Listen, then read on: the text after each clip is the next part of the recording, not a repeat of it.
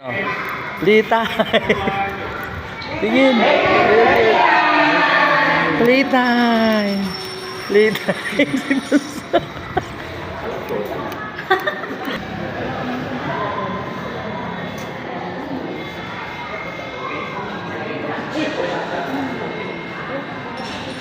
Ito po ang mga gamer.